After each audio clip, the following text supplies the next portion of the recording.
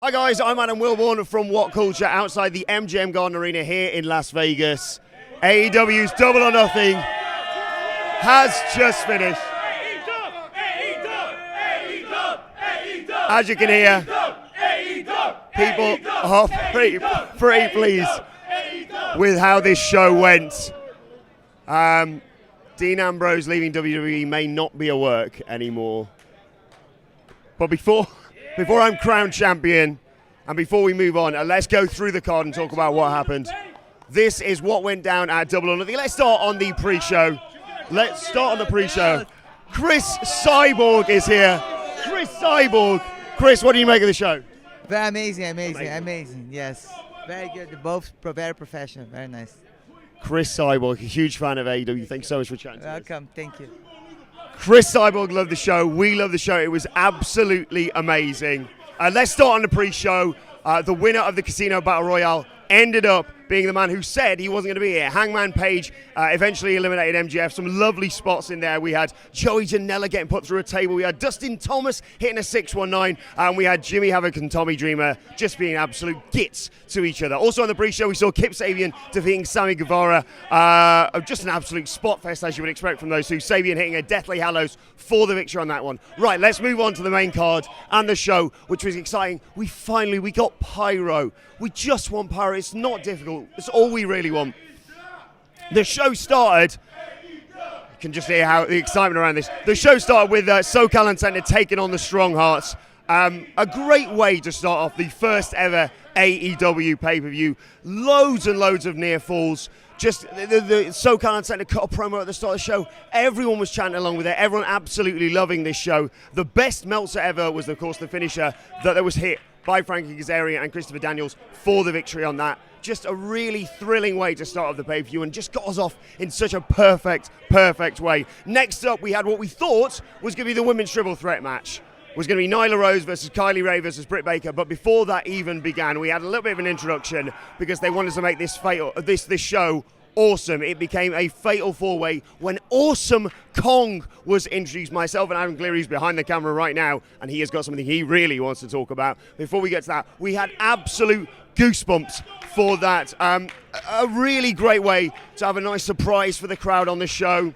Something that unexpected, something that none of us even predicted whatsoever. And then you just basically had Nyla Rose and Kong take each other out of the match. Just two Goliaths taking each other on, taking each other out, which left Britt Baker and Kylie Rae. We thought maybe Kylie Rae was going to get the victory, but it wasn't the case, unfortunately. Britt Baker, who you can clearly see is someone that AEW wants to bring the women's, or build the women's roster around, hits the Ushigoroshi for the victory over Kylie Rae.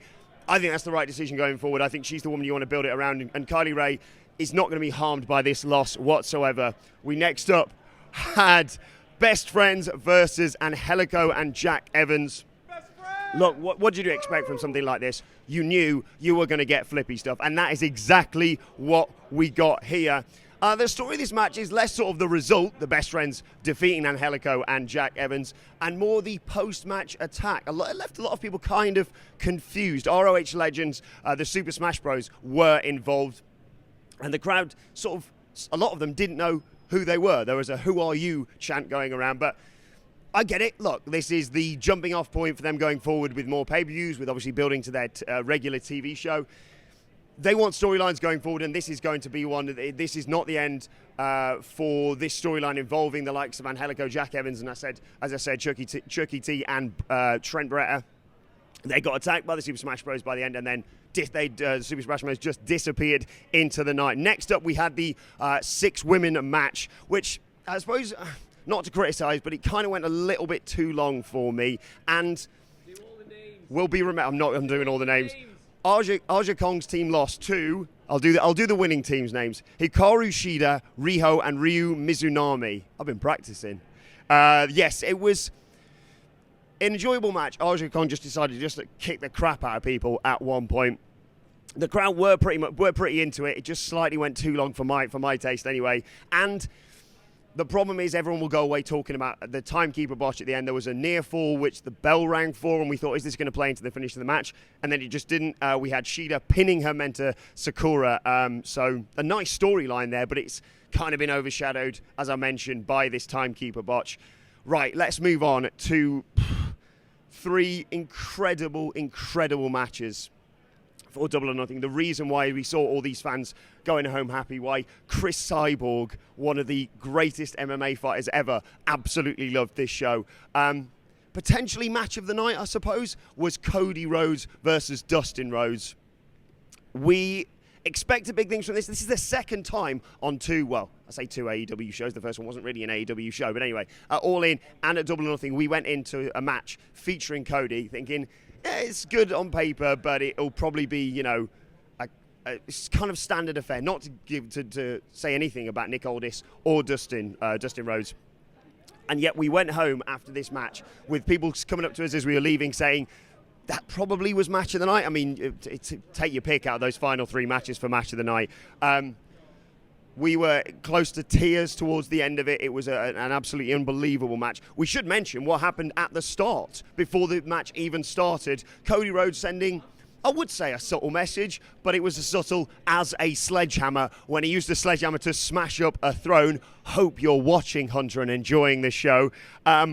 The one thing we should really mention in this match, along with some thrilling exchanging of crossroads and near falls between the 2 of these guys, is the amount of blood that was in the ring by the end of this match. There was a point where Adam Cleary turned to me and said, "Oh, I think Dustin's bleeding," and I said, "No, he's not bleeding. Don't worry. It's just his face makeup, his face paint on Cody's body or whatever." And then there was a close up of him, and yeah, it wasn't that. It was just blood. He was pissing blood absolutely everywhere. We had Brandy getting ejected after interviewing the match multiple times. She refused to leave, so after Earl Hebner asked her nicely a few times, DDP came down, did the honors, and removed her from ringside. A truly emotional match, a fight forever chance going on throughout it.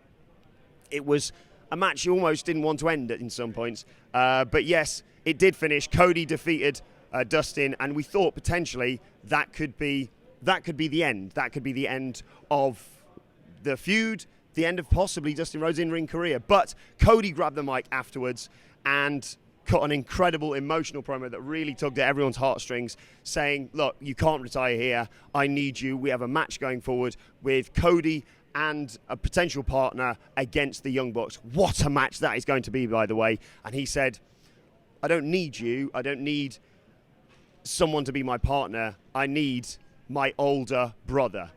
It was wonderful. I cannot wait to see that match. And then I'm going to hand the mic over at this point. I'm going to pass the mic over. This is when it happened. After the Cody match, we had the new AEW Championship unveiled, which Adam Cleary has a few things to say. Go on, mate. Also observe me stand in the middle of a shot as well consistently. Right, so I'm just going to keep this short. Jack Whitehall is a talentless, overprivileged prep school kid who's forged an entire career off daddy's money. I want him kept as far away from wrestling as humanly possible. Thank you, bye.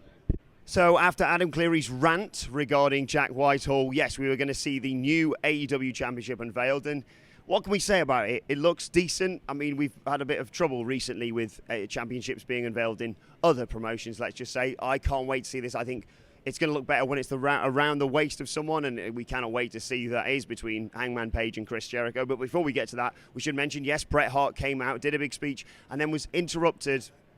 Well, Hangman Page came out, but was interrupted by the man I think I love now, MJF, who cut an incredible promo, referenced the fact that Bret Hart was attacked by a fan. I mean, you need lessons in heel promos. Watch that promo. He, though, well, he was almost attacked by Hangman Page. Goes to leave. Out comes Jungle Boy. MJF says he doesn't want any of this. Out came Jimmy Havoc as well.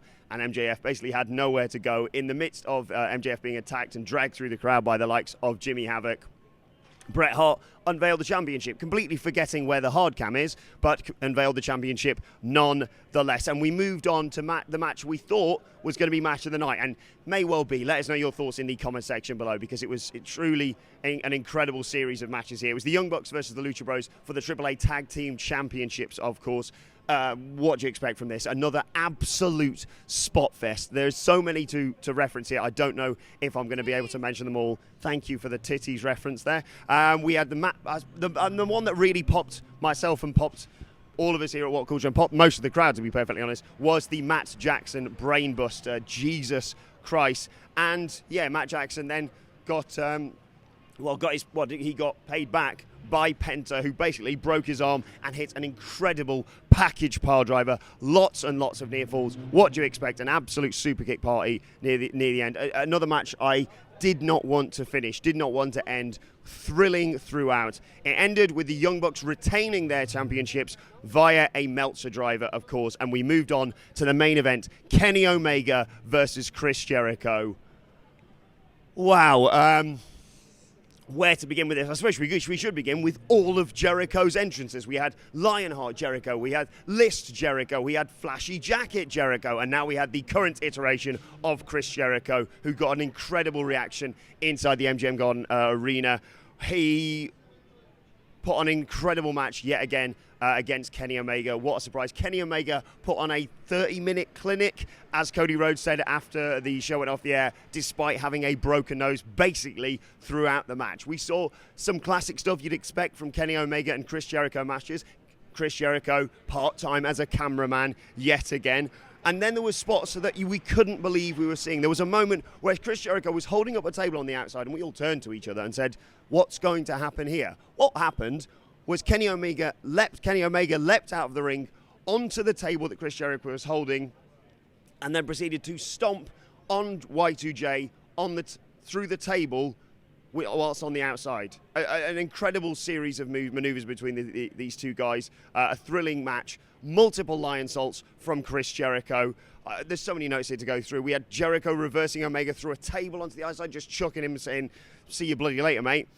We had Omega leaping into a code breaker for what we thought was certainly the finish. That wasn't the case. We had Chris Jericho reversing a V-trigger into the walls of Jericho. We had multiple attempts and multiple successful attempts at the V-trigger from Kenny Omega. But the finish was Chris Jericho seemingly out of nowhere, hitting his new Judas Killer finisher for the 1-2-3. It is going to be Chris Jericho versus Hangman Page for the to be crowned the first ever AEW World Champion. But that was only half the story, because after the match, who should come through the crowds but Jon Moxley. Chris Jericho cutting a promo, basically say that all of us there had to thank him for what he'd done for the company. Out came Jon Moxley. I couldn't believe it. You couldn't believe it. We all couldn't believe it. In he came. He hit a dirty deeds on Chris Jericho. He hit a dirty deeds on the referee just for good measure, and then proceeded to brawl with Kenny Omega. They spilled to the outside. They spilled through the crowd. It was brawling throughout the MGM Grand arena, as you would expect. And then they climbed up on top of that pile of chips that we had on stage throughout the night. Brawled on top of there. Jon Moxley hit a dirty deeds on the chips and then proceeded to throw Kenny Omega through the stage. Jon Moxley is in AEW. I may have got it slightly wrong when I said Dean Ambrose leaving WWE is a work, but what a night it has been here at the MGM Garden Arena. AEW's Double or Nothing has been unforgettable. It is, if this is the sign of things to come, it is an amazing time to be a wrestling fan. It's been a fantastic show. Let us know your thoughts on it in the comment section below, and don't forget to like, share and subscribe, and make sure you check out our wrestling podcast by searching for What Culture Wrestling. Thank you. By searching for What Culture Wrestling on either iTunes, Spotify, or wherever you get your podcasts from. What a night. I need to lie down and to probably check Twitter, because I think some people might have pointed out, at Adam Wilburn on Twitter by the way, that Jon Moxley's here in AEW and probably won't be showing up in WWE anytime soon. It's fine. I'm sure Andy Murray won't want to rub that in whatsoever. Right, my thanks to you for watching. Thanks to Adam Glee. Thanks to everyone who attended and was absolutely loved to us throughout this weekend. That is my sign to go. Thank you very much for watching. We'll see you soon.